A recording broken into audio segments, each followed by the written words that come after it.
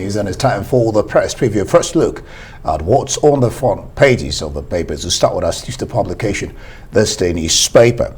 On its front page, it says Emmanuel, PDP crisis festering because people fail to walk the talk. Let's look at some of the riders. Confident disagreements, not too difficult to resolve. Explains party can't ignore the aggrieved if it intends to win the elections in 2023. Will take back the fight. Will take back to fight. Will stay back rather to fight for equity. That's Wike speaking. Assures promises to deliver all elective positions in the state. I mean, that's the argument about his stance. Okay, Buhari. Nigeria's investment and security yielding positive results, and just above it, Akeredolu were buying AK-47 to defend our people. All right, at the top mast, National Peace Committee meets in Minna, denounces vote buying. Let's go to the next paper. Let's take a look at the Punch newspaper this morning. The leading headline, Atiku, PDP dare Wike, Makinde begin campaigns Wednesday. Some riders there, Lamido, Olafeso Momodu of the Heavyweights Back Party preach peace. Meanwhile, PDP Governors Forum to meet Ayu Atiku Okowa, that's from Tambuwal.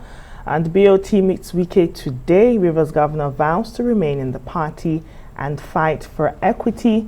That leading photo there, former head of state, Sultan of Sokoto, Alhaji Aliko Dangote, and the INEC chair, Mahmood Yakubu, yesterday at the meeting of the National Peace Committee.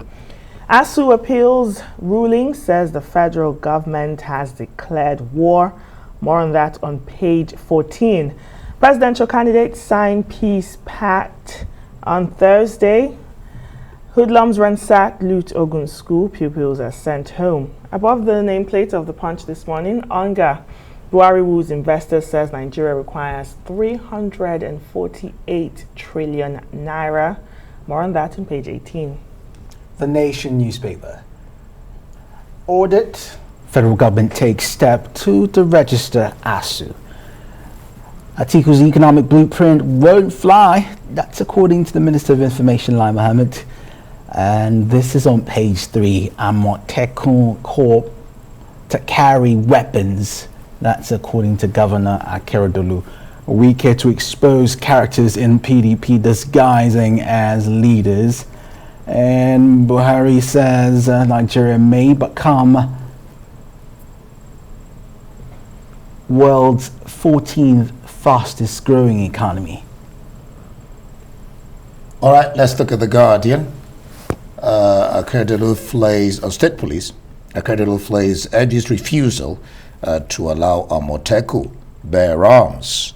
And just below that picture, interrogating cost of undergraduate education in federal state universities.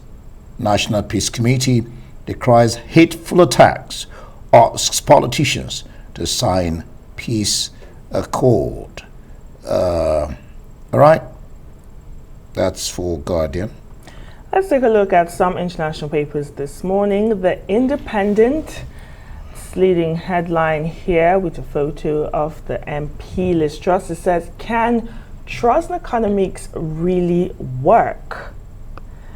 Leading economics writers ask if the new Prime Minister has the right ideas to save Britain from a recession. Well, Chancellor acts as planning rules in bid for growth. Green groups warn of deregulation and steroids in budget. In the I-paper, millions face mortgage hike as UK heads into recession. All right, let's look at the Financial Times. It says BOE increases rates by 0.5 percentage points and hints at big November rise, with some riders. World central banks act on inflation is hitting the entire world. MPC refrains from matching peers. Close watch on fiscal policy. And then just below that, Kwateng to unveil circle of growth package for economy in mini budget. That's for Financial Times. The Guardian UK focusing on that photo on the front page. Roger and out. Old rivals in farewell to Federer. That's on page 52. Its leading headline this morning, just above that photo, economy in recession, says bank as Kwateng unveils mini budget. Truss talks of moving embassy to Jerusalem. Meanwhile, Tory MPs up in arms over return of fracking. Well, let's take you some headlines we've been following today. Ukraine, of course, as we said earlier, referendums have begun in Russian-occupied territories in Ukraine.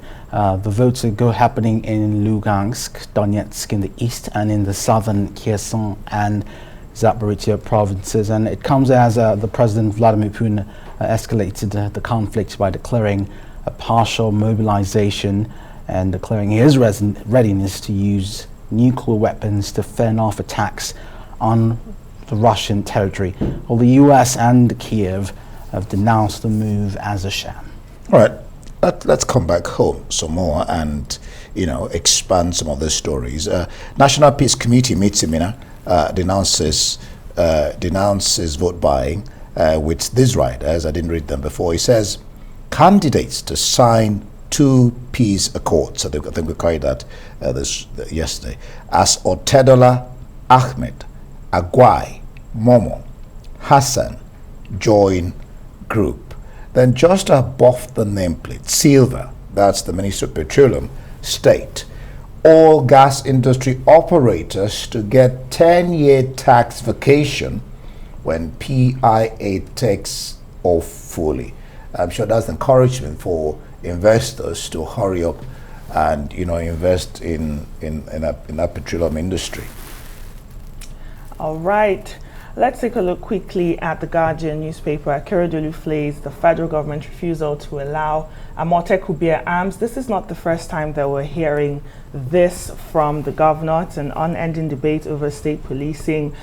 And he's saying that the government's objection to the use of arms by the Western Nigeria Security Network, which is codenamed Amotekun, is while also allowing its equivalent in Katsina states to bear weapons, it's basically putting the state and that region in danger.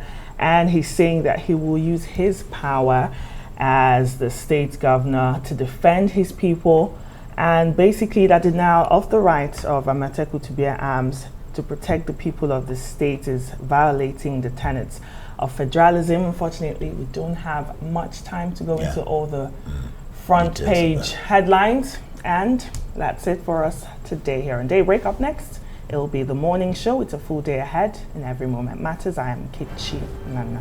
I'm Kenneth Nwome. And I am Nti Amogo. TGIF, have a very beautiful weekend. Bye.